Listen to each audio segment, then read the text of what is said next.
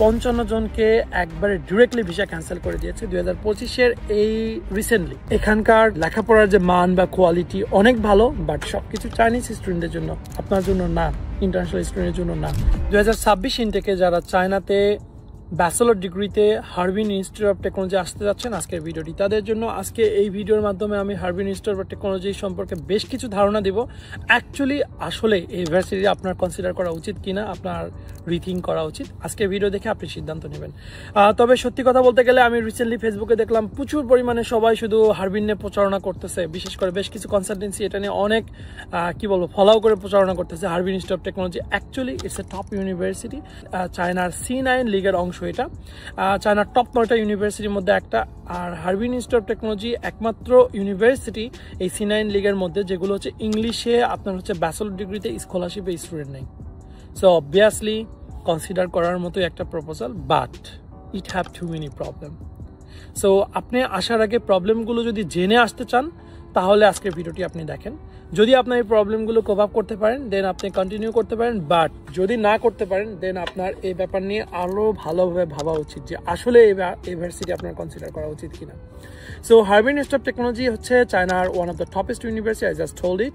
So এই university 3টা campus রয়েছে, একটা হচ্ছে শেনজেন ক্যাম্পাস, আর একটা হচ্ছে উশি ক্যাম্পাস, আর একটা হচ্ছে মেইন ক্যাম্পাস।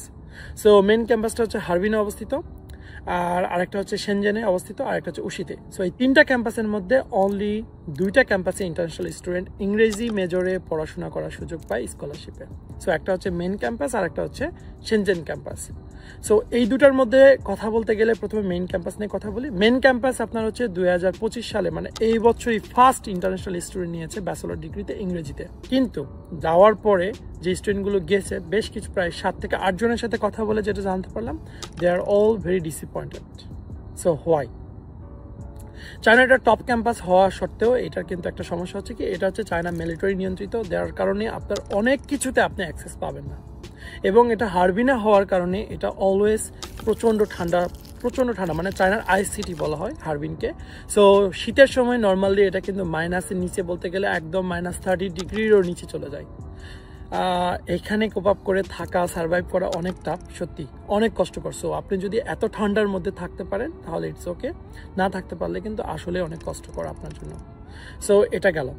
সেকেন্ডলি, এখানে ঠান্ডা হওয়ার কারণে এখানকার খাবার কস্ট নর্মাল এক্সপেন্সেস চায়নার অন্যান্য সিটির তুলনায়, রাইট নাও আমি ন্যানজিংয়ে আছি, যদি ন্যানজিংয়ের সাথে তুলনা করি ওই জায়গাতে অনেক বেশি, তুলনামূলক অনেক বেশি। এবং সন্ধ্যা 7টা থেকে 8টা বা 9টার মধ্যে ম্যাক্সিমাম দোকানপাট সব কিছু বন্ধ হয়ে যায়। তো রাত্রে যদি ইমার্জেন্সিতে আপনার কিছু প্রয়োজনও পড়ে, আপনার যদি খাবার প্রয়োজন পড়ে, আপনার না খেয়ে থাকতে হবে, আপনি কিন্তু খোলা পাবেন না কিছু। সো এটা একটা প্রবলেম। আর তারপরে এখন আসি কোয়ালিটির ব্যাপারে, এডুকেশন কোয়ালিটি।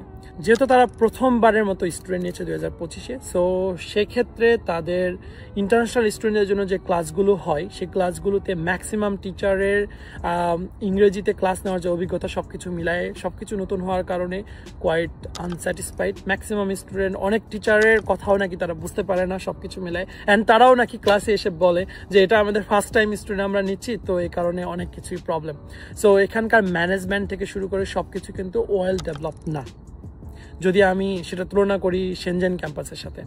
সো এখানকার লেখাপড়ার যে মান বা কোয়ালিটি অনেক ভালো, বাট সবকিছু চাইনিজ স্টুডেন্টের জন্য, আপনার জন্য না, ইন্টারন্যাশনাল স্টুডেন্টের জন্য না। এটাই বাস্তব।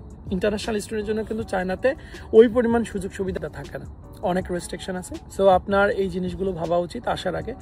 আর তাছাড়াও এই ইউনিভার্সিটির স্কলারশিপ কিন্তু কোয়াইট রিস্কি। আপনার হচ্ছে প্রথম বছর খুব ভালোই যাবে, কোনো সমস্যা নেই যদি স্কলারশিপ নিয়ে আসতে পারেন।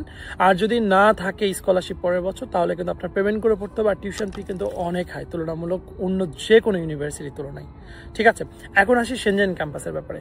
শেনজেন ক্যাম্পাস তুলনামূলক একটা warm place, like Shenzhen city চায়নার one of the top develop city. এটা হচ্ছে হংকং এবং মাকাওর পাশে হওয়ার কারণে এটা আরও ডেভেলপড। সো ক্যাম্পাস যে লোকেশন সেটা কিন্তু অস্বাভাবিক অনেক ভালো। সো এই ব্যাপারে কোনো মানে তুলনা হবে না। কিন্তু ইউনিভার্সিটিতে রিসেন্টলি একটা বড় একটা আপডেট দিই, সেটা হচ্ছে এখান থেকে প্রায় 55 জনকে একবারে ডিরেক্টলি ভিসা ক্যান্সেল করে দিয়েছে 2025-এর এই রিসেন্টলি, গত সপ্তাহে। সো কেন দিয়েছে সে ব্যাপারে পরে বলতেছি। এটাতে আপনার হচ্ছে যে স্কলারশিপের ব্যাপার, সেটা হচ্ছে এই ইউনিভার্সিটিতে স্কলারশিপ অনেকটা রিস্কি, আপনার মেন ক্যাম্পাসের তুলনায় এখানে বেশি রিস্কি। ঠিক আছে? তো এখন আমি বলি এখানকার রিকোয়ারমেন্ট কি। এখানে যদি আপনি অ্যাডমিশন নিতে চান, সে আপনার হচ্ছে মেন ক্যাম্পাসের মতো না, এই ক্যাম্পাসে আপনার রিকোয়ারমেন্ট অনেক হাই, এবং এখানে কিন্তু আপনার অ্যাডমিশন নিতে গেলে আপনার পুলিশ ক্লিয়ারেন্সকেও কিন্তু অ্যাম্বাসি থেকে ভেরিফাই করতে হবে, অনেক কাহিনী আছে। পাশাপাশি আপনার রেজাল্ট 70%-এর উপরে মার্ক থাকতে হবে, তারপর অ্যাডমিশন পাবেন কিনা সেটা পরের ব্যাপার। এছাড়াও আপনার হচ্ছে আলস বা ডিওলঙ্গো মাস্ট বি থাকতে হবে, মাস্ট বি, ঠিক আছে, মাস্ট বি থাকতে হবে। সো এটা একটা অপশান। সো এই সব কিছুর পরে যদি আপনি অ্যাডমিশন নিলেন, এখানে আসলেন, কিন্তু আপনি কিন্তু এখানে যদি ভালো মতো কভ আপ করতে না পারেন, তাহলে কিন্তু এই 55 জনের মতো কিন্তু আপনাকে ফেরত যেতে হবে। কেন আমি বলি, ইউনিভার্সিটির আপনার হচ্ছে রিকোয়ারমেন্ট ভেরি ভেরি হাই, অনেক হাই। এখানকার পড়াশোনা অনেক স্ট্রংলি, আমি বলবো যে স্ট্রংলি আমি সাজেস্ট করবো তাদের জন্য যারা অ্যাকচুয়ালি পড়াশোনায় খুবই ভালো, বিশেষ করে যেহেতু ইঞ্জিনিয়ারিং ইউনিভার্সিটি, ম্যাথামেটিক্স বা ফিজিক্স কেমিস্ট্রিতে যারা অনেক ভালো, তারা ইউনিভার্সিটি কনসিডার করতে পারেন। অনেক বেশি পড়াশোনা করতে হবে, ঠিক আছে? সো এই 55 জনকে যে ফেরত দিয়েছে, এদের মেন কারণ হচ্ছে এদের মধ্যে ম্যাক্সিমাম হচ্ছে মাস্টার্সের স্টুডেন্ট, যারা হচ্ছে আপনার ওপেনিং রিপোর্ট, মানে আপনার 1 বছর পড়াশোনা করার পরে আপনার হচ্ছে একটা রিপোর্ট জমা দিতে হয়, আপনার প্রপোজাল, রিসার্চ প্রপোজাল, যেটা আপনার রিসার্চ করতে চাচ্ছেন, যে বিষয়গুলো নিয়ে পড়াশোনা করতে চাচ্ছেন বা রিসার্চ করতে চাচ্ছেন, সেই রিসার্চ প্রপোজাল যদি আপনার ঠিকঠাক না হয়, সেক্ষেত্রে কিন্তু ওরা হচ্ছে একবার সুযোগ দিয়েছে সবাইকে 1 মাসের। তারপর নেক্সট টাইম যারা কমপ্লিট করতে পারে নাই বা ওদেরকে স্যাটিসফাই করতে পারে নাই, তাদের সবারই ভিসা ক্যান্সেল করে দিচ্ছে। পুরো 1 বছর গচ্ছা, ওরা পেমেন্ট করে পড়তে চাইছে, তারপরেও কোনো অপশান নাই, তাদেরকে ছাড়তেই হবে। খুবই টাফ একটা সিচুয়েশন, সত্যি কথা বলতে গেলে মেনে নিতে কষ্টকর হলেও এটাই হয়েছে।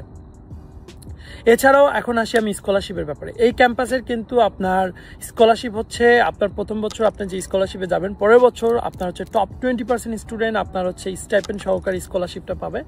আর তারপরে হচ্ছে তারপরে 20%-এর পরে 30% আপনার হচ্ছে টিউশন ফ্রি স্কলারশিপ যেটা, সেটা পাবে। তো টপ 50%-এর মধ্যে যদি আপনি থাকতে না পারেন, তাহলে কিন্তু স্কলারশিপ পাচ্ছেন না। আর এখানে নাম্বার মার্কিং, মানে নাম্বার উঠানো, এটা হচ্ছে অন্যান্য ক্যাম্পাসের মতো এত ইজি না, যেটা চায়নাতে হেলায় খেলায় সবাই ক্লাবে পার্টি করে যে এরকম নাম্বার উঠায়, ওই রকম কিছু না।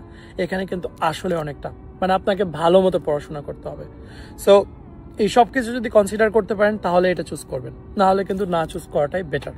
এই দুইটা ক্যাম্পাসের ব্যাপারে আশা করি আপনারা বুঝতে পেরেছেন। এখন আমি যেই ইউনিভার্সিটিগুলোর কথা বলবো, যেগুলোতে আপনার র্যাঙ্কিংয়ে ভালো, টপ ইউনিভার্সিটি, পাশাপাশি student friendly, for actually international student friendly, ঠিক আছে, যেখানে প্রচুর পরিমাণে ইন্টারন্যাশনাল স্টুডেন্ট পড়াশোনা করেছে, কমপ্লিট করেছে, অ্যান্ড অনেক ভালো ভালো প্লেসে তারা ওখান থেকে বের হয়ে গিয়েছে। সো এগুলোর মধ্যে যদি বলতে চাই, প্রথমে বলতে হবে জিয়াংজু ইউনিভার্সিটি, যেখান থেকে আমি আমার ব্যাচেলর ডিগ্রি কমপ্লিট করেছি। সো এটার র্যাঙ্কিং হচ্ছে 212 ইউএস নিউজ র্যাঙ্কিং অনুযায়ী, যেখানে আপনার হচ্ছে টপ কিছু সাবজেক্ট রয়েছে, engineering and also medical subject রয়েছে। সো এখানে আপনার international student more than 4,000 international student, আর এরা হচ্ছে স্টুডেন্ট নিচ্ছে 2012 সাল থেকে।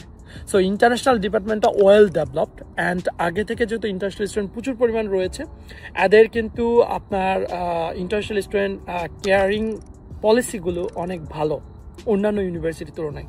এদের টিচারগুলো অনেক আগে থেকে ইংলিশ ক্লাসগুলো নেওয়ার কারণে এদের টিচারগুলো মানসম্পন্ন, সব কিছু মিলে অনেক ভালো হবে। এরপরে আসবে Nanjing university of aeronautical and astronautics. চায়নাতে অ্যারোনটিক্যাল ইঞ্জিনিয়ারিংয়ের জন্য টপ 2টা ইউনিভার্সিটি রয়েছে, একটা বেইহাং আর একটা হচ্ছে নানহাং, যেটা হচ্ছে বেইজিং অ্যারোনটিক্যাল অ্যান্ড অ্যাস্ট্রোনটিক্স, আর একটা Nanjing university of aeronautical and astronautics.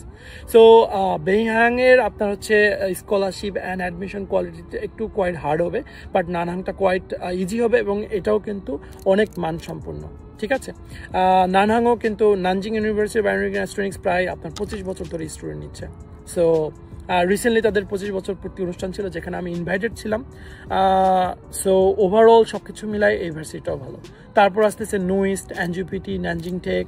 এই ন্যানজিংয়ের মধ্যে এই টপ ইউনিভার্সিটিগুলো চুজ করতে পারেন, যেগুলো অনেক ভালো হবে তুলনামূলক, এর তুলনায় মানে র্যাঙ্কিংয়ে আপনার 500 বা 1000-এর মধ্যে, এবং পাশাপাশি ইন্টারন্যাশনাল ফ্রেন্ডলি, ঠিক আছে। এর মধ্যে উল্লেখযোগ্য একটা ভার্সিটির ব্যাপারে না বলে নয়, নোইস্ট কিন্তু হারবিনের মতো অনেক হার্ড, আপনি অন্য কোনো কিছু করার সুযোগ পাবেন না। ইভেন আপনার উইকেন্ড, প্রত্যেক সপ্তাহে 2 দিন ছুটি থাকে, সেই 2 দিনও ওদেরকে মেকআপ ক্লাস থাকে, মানে তাদের কোনো ছুটি নাই, সত্যি কথা বলতে কোনো ছুটি নেই। খুবই টাফ এবং হার্ড। সো আপনি যদি এই সব কিছু কনসিডার করতে পারেন, আপনি এই ক্যাম্পাসগুলোতে পড়াশোনা করতে পারেন। So see you for next video. যদি আপনাদের ভিডিও ভালো লেগে থাকে, অবশ্যই কমেন্ট করে জানাবেন। আরও কিছু ইউনিভার্সিটির আরও কিছু ইনফরমেশন নিয়ে আপনাদের সামনে আসবো।